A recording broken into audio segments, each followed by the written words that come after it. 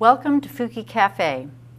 I'm Ivey Cone, and my guest today is Reinette Senum, joining me here at the studios of NCTV in Nevada County, California. Reinette, welcome. Thank you, Ivey. I appreciate it. Well, we've gathered here today for a very important topic, and that is the importance of independent media. And this past week, we've had an example of what it's like to have one of our star journalists yanked out from underneath of us. That's right. Yeah, I think Nevada County in general appreciated independent voice more this week now than ever. And as you were saying, that was through the possible loss of Pascale Fusshoeller, who was the founder of UBANet. And UBANet is an online source of news and media and journalism and transparency and everything from local media outlet for your press releases to where's that forest fire, where's that smoke coming from in the hills. Yes, her up to the minute fire news is extremely valuable here in this area, but she does cover and bring very current, constant community-related information and beyond. Right. I mean, she's a real journalist. She's a real journalist. Yeah, she asks hard questions. She makes enemies. Yes, and she shows up at all of the government meetings. Yeah, she really does. Yes. So this past week, under really bizarre circumstances, she was arrested. That's correct. She was doing a California stop at a stop sign that most people just kind of roll through. We even had a local videographer, Douglas Keachy, actually videotape cars passing after her arrest. And for about 15, 20 cars, and all but one rolled through, so it's quite common. Yes. And interestingly enough, the story with Pascale is that she's from Luxembourg. She's been in America for 15 years. She fell in love with another woman. Unfortunately, her partner, Susan, and she could never marry until this year. It was not legally recognized. Which was an absolutely wonderful event. It was fabulous. So there's that bit of a very important piece of backstory. So ultimately, when she got pulled over, she did make the mistake of giving her wife's name because she became scared, and understandably. And unfortunately, by doing that and lying to the CHP officer, that is a felony. And once this felony happens, it triggers ICE, which is the Immigration Customs Enforcement, to do a background check on the individual, and they did, and they found out, of course, she was here illegally. And then what happened basically was she was swept up in a matter of just a couple days. ICE came, and in spite of a incredible government shutdown, boom, boom, boom, boom. Yeah, they moved quite expeditiously. And as soon as the community got wind of this, it was explosive on social media. And they caught wind of it very, very rapidly. Yes, and within hours there was a Let's Support Pascale website that now today, we're talking less than a week later, has over 1,200 likes, a flurry of discussions. From what I was able to gather, we were all out there trying to study immigration law quickly. What does this mean? Where is she going? What are her rights? What aren't her rights? And a lot of us were very suspicious. We thought this was interesting that one of the very few real independent media sources and journalists that we have has now been, taken away, and we're possibly losing this individual. And then, of course, on Facebook, we all replaced our own little faces with, support Pascale and free Pascale. Which I know we've already taken one quick look, but one of the social media functions was this graphic free Pascale, which we might, take a look at quickly again. So that rallying using the social media was almost... It was instantaneous. It was really, it was way before the press, and the press, actually, regular press couldn't keep up to it, in all honesty. And what people were doing is, because there was so little information besides, she's been arrested and looks like she might be deported, everybody was trying to figure out, well, where is she? Does she have a team? Is she being supportive? And then once word got to us that no, she has a legal team, her wife Susan is there. She has close, network of friends who are like her team. Right. And then she has the outer circle, which is the community. And basically, once word was given that, okay, we need you to absolutely bombard Senator Boxer and Feinstein's offices, even though the government is shut down. Right. We did, through a series of phone calls, several of us, track down a live person in Oakland, amazingly. Wow. And that's the number, that's the one I stumbled upon, and I couldn't believe, that they hadn't been contacted yet, and that somebody was there. And then that was a number that many of us bombarded. And ultimately over, that was on a Friday, the phone calls, emails, faxes, and petitions, online petitions where they got hundreds of signatures. I think it was by Monday that we got word from the team that Boxer's office and Finance Center saying, stop the emails, the fax, they heard you. Totally overwhelmed them. For little tiny, when I heard that, and when I saw that there had been a call to please back off, we've achieved our goal, I mean, you hardly ever get that kind of a message, which is just, it was such a testimony to this community in particular, totally rising to the occasion. There's, and I think a lot of us had a lot of dichotomy of emotions, because here I'm so proud of our town and our community going, wow, look how we rallied. Yeah. And yet I think, okay, how many Pascales are there out there who don't have our town? Right.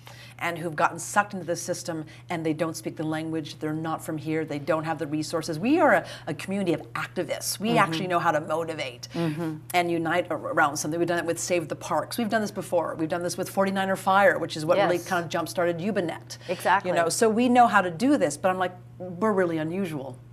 And it just made my heart sink when I realized, wow, because here's one person leaving our town and would just wreak havoc on us. And I'm thinking, how many families, how many networks, how many businesses, how many, I mean, really, communities has it wreaked havoc on if they don't have what we have, which is a town of activists. Right, and a way to quickly respond. Get the people, get the resources, get the word out, and yes, there are many people who have suffered and not had the good outcome that we have had, because Pascale is, in fact, at home. Yeah.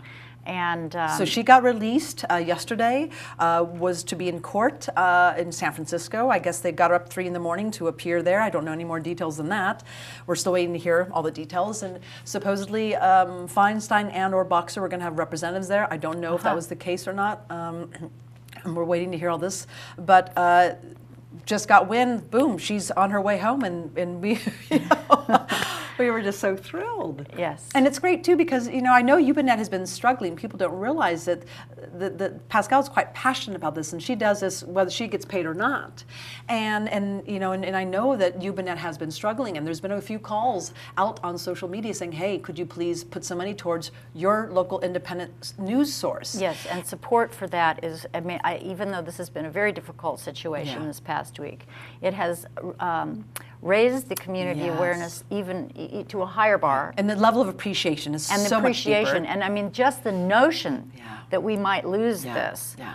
I mean, it was just like, ah! Well, the few days that she was, locked away, incidences would happen, like an RV catches on fire on Highway 49, or there's some lightning thing sparking over here. People are like, see, that's what Pascale would be covering, you know?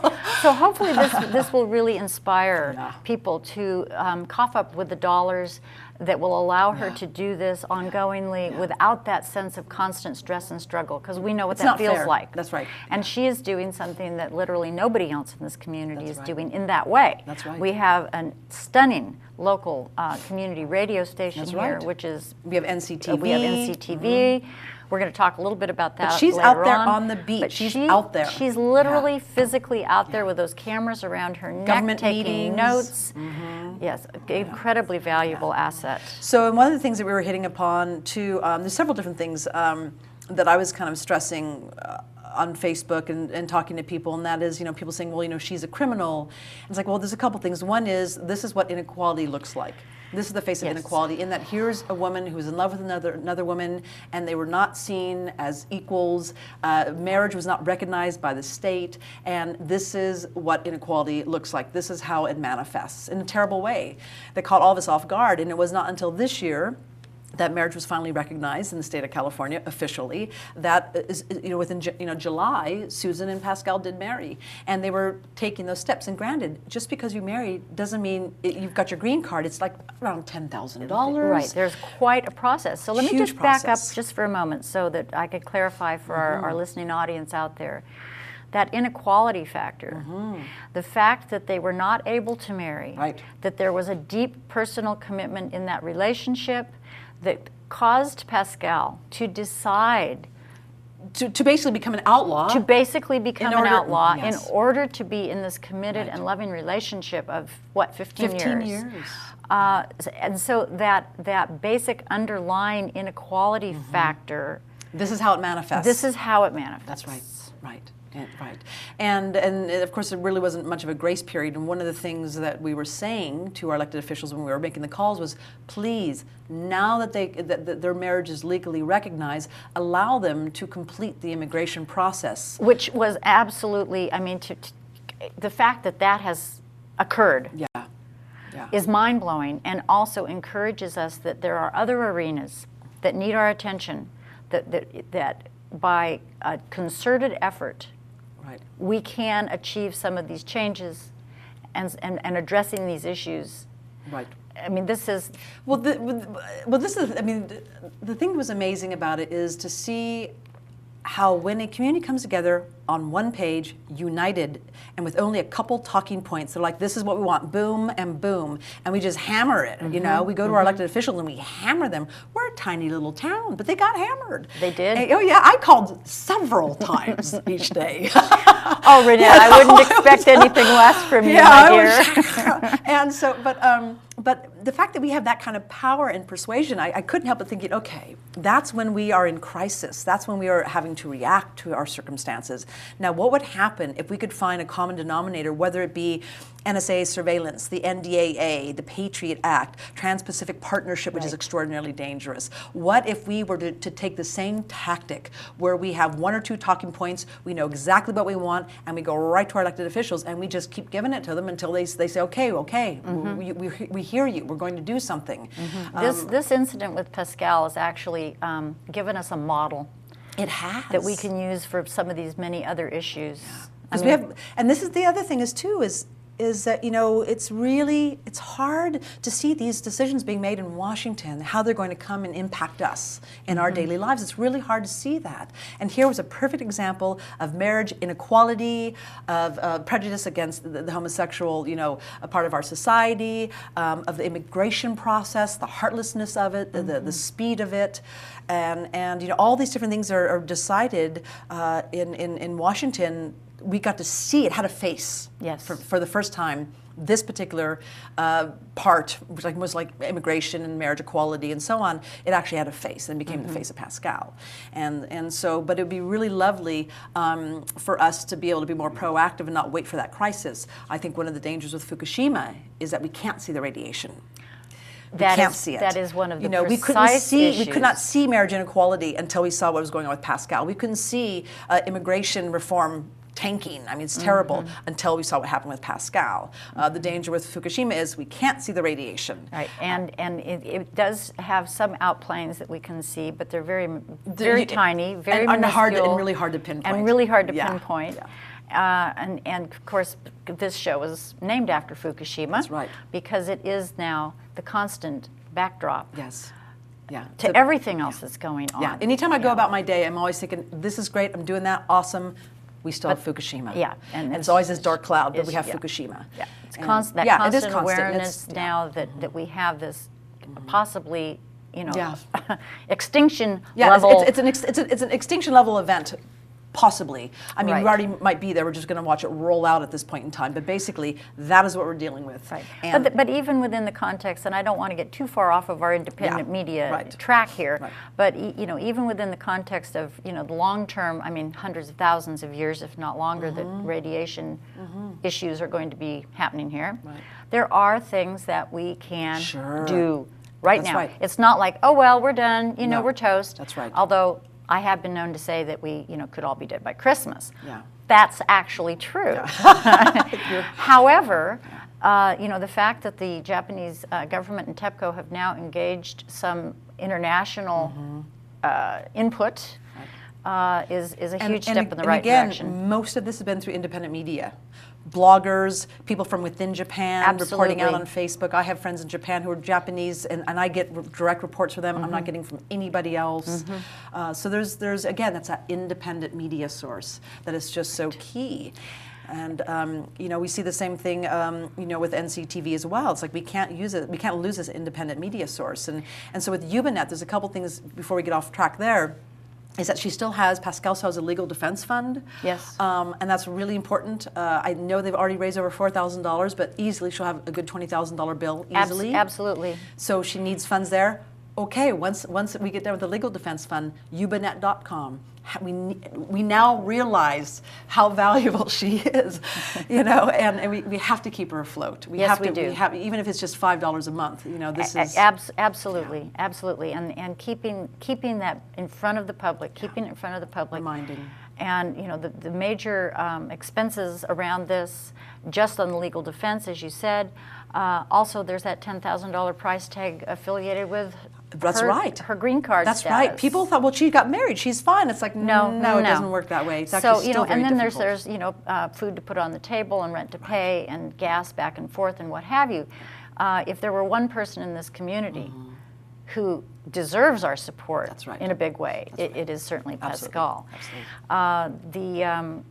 Yes, independent media. Well, we'll jump tracks here from Ubanet and Pascale to NCTV, which is a local public access TV station here in Nevada County, California, that has amazingly hung on by the skin of its teeth through this turmoil and that thing and having to move and one thing and another, and oh my God, we could just go on for days. We won't.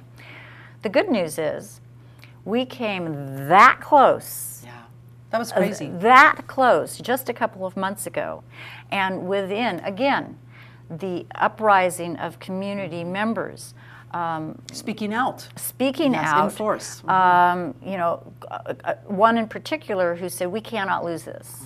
That would be Dan Holler, who really spearheaded and rose to the occasion to sort of coalesce the group of concerned members and producers and community members to create a way to keep this going. It's under new leadership. The business model is going to be revamped. We'll be moving to a location that's more affordable and actually more accessible by our community. It's a little hard for people to get to where we are currently located. So huge things are going on with that. That is another independent media source that is critical. I mean, I am fortunate to be able to be doing these last few Fuki Cafes here in the studio with a fabulous crew. I will do them out on location. I've done several out on location. So Fuki Cafe won't go away just because the studio goes away. But there are so many people who could not produce TV unless they had that structure and framework and a hand to hold, you know, through the process, because they don't know how to produce TV. But anybody can walk through the doors of NCTV and say, hey, I want to produce a show on how to wash my dog. And maybe it's somebody who's 72 and she's got a vision for teaching people how to wash a small dog at home safely. That's right. And you know, it was in 2010 that I was a member, $35 I think at the time, NCTV member, and I was on my way to Zuccotti Park to occupy for 8 days in New York, and I went to you guys and said, hey, I'm going, and you're like, well, here, you just completely lined me up with several cameras, and I think batteries. we were digging around in drawers, as I recall, to find some extra batteries that fit those cameras. Did, and it was phenomenal. The footage I got was amazing, and in fact, I'm finally utilizing it this year. This winter, I'm putting together the documentary, and that'll be some pieces and excerpts from that. But the fact that that was available to me, that would have cost me hundreds of dollars just to purchase the equipment, which I didn't have. And to come back and to be able to, you know, kind of show some of the pieces here on, you know, NCTV was also wonderful. So, no, it's again, you know, where else are we going to get that kind of information? It's not available to us. And when I look at what social media allows for us, it's amazing. It's an incredible platform. Same thing with NCTV. Same thing with our KVMR radio station. Same thing with Ubanet. I mean, we have these independent news sources that we're extraordinarily lucky. And I think that's one reason why our citizenry is so up on information and what's going on, is because we have it available. It's right there for us.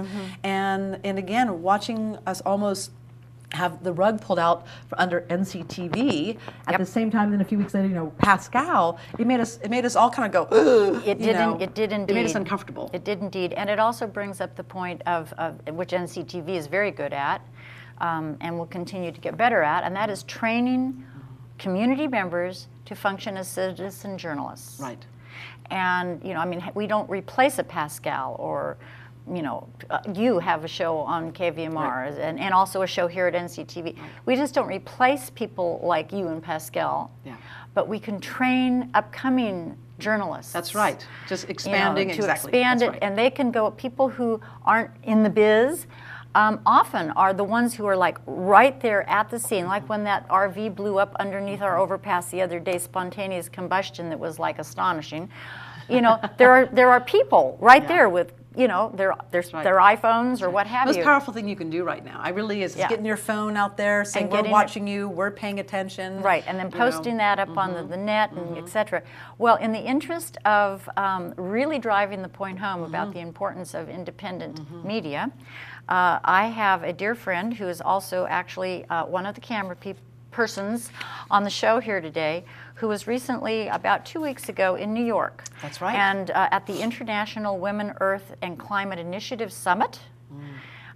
She was there to do interviews with, I think, 65 of the 100 presenters. Amazing. Just astonishing. I haven't seen any of the raw footage yet. I haven't either, but I've been reading up on it, and it looked astounding. Well, it sounds astounding. Yeah, yeah. And she was kind enough to provide us with a clip of Amy Goodman that she interviewed while she was there. Wonderful. Who absolutely is, talk about independent journalist. Yeah. The epitome. Amy Goodman is... She opened many of our eyes. Oh my goodness. Yeah, she was the eye-opener for a lot of us. Absolutely. So we're gonna go ahead and just take a listen to the clip that was provided by Tara Nisa, an independent filmmaker, from the International Women, Earth, and Climate Initiative Summit of 2013. Let's take a look at that.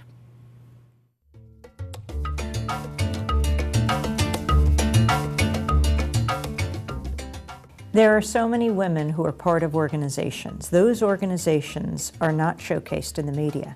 I see the media as a critical part of these whole movements for progress in the United States and around the world.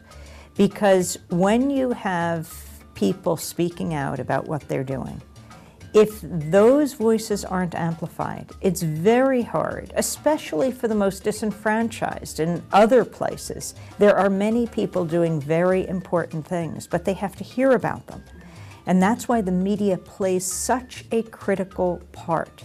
It's not just doing the work, it's letting people know about that work so they can replicate it. We need an independent media. Yeah.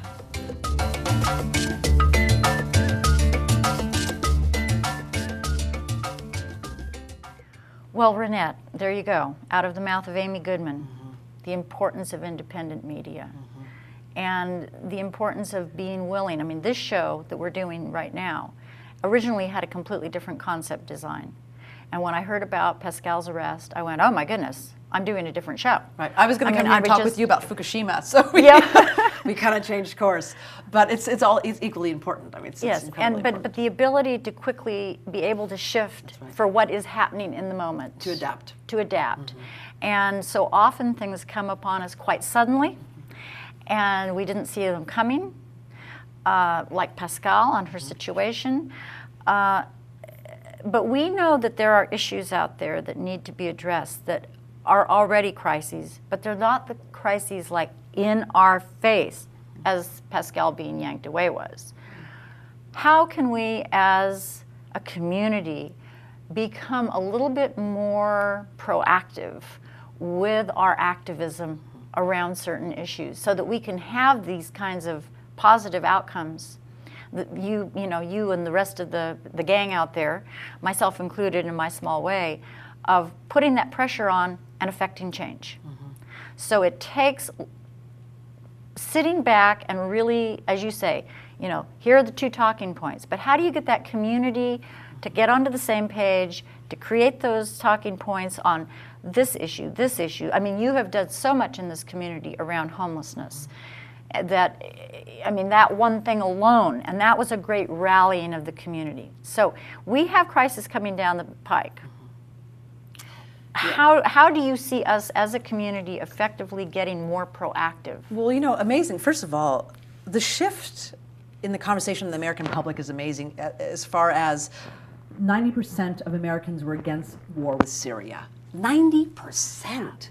I mean, let's start a movement now. Okay, so we're seeing that. The NSA spying. I don't know too many people who are happy about that. The drones. I mean, we are now more on a common page than we've ever been before. And so the Trans-Pacific Partnership, most people do not know about it. Please, if you don't, look up Trans-Pacific Partnership. Extraordinarily threatening to our democracy, our local laws, our state and federal laws. And so I think what we need to do is, first of all, understand that we're all in the same boat. Yes. We're all in the same boat. As Mike Rupert says, it's all 7 billion of us. It is all 7 billion of us. We're on the same little spaceship here called That's Earth. right. You know, and people were saying, well, you know, like with Pascale, like, well, she's a criminal, she's a felon, she needs to go back home. It's like, no, actually, the way our law books are probably this thick, and because of that, there's even a book called 3 Felonies: How the Feds Target the Innocent, and it's about how we're all committing 3 felonies a day.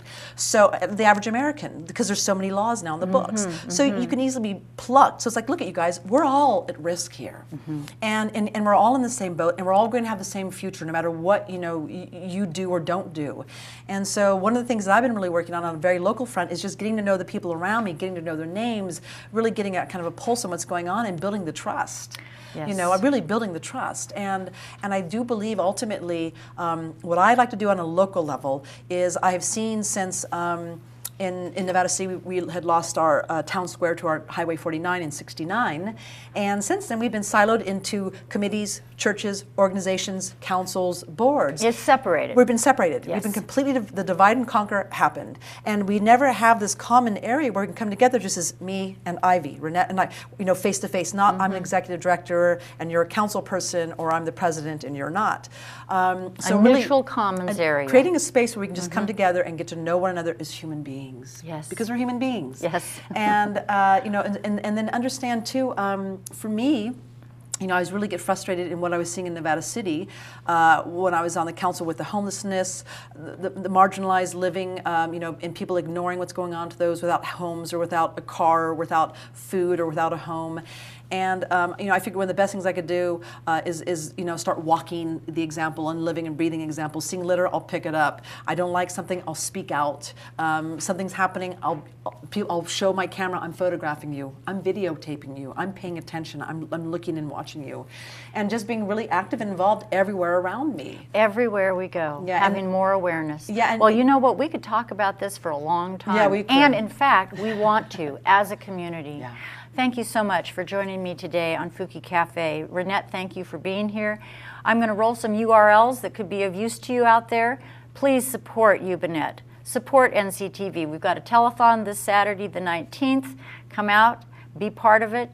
And until next time, I'm Ivey Cone. Thanks for watching.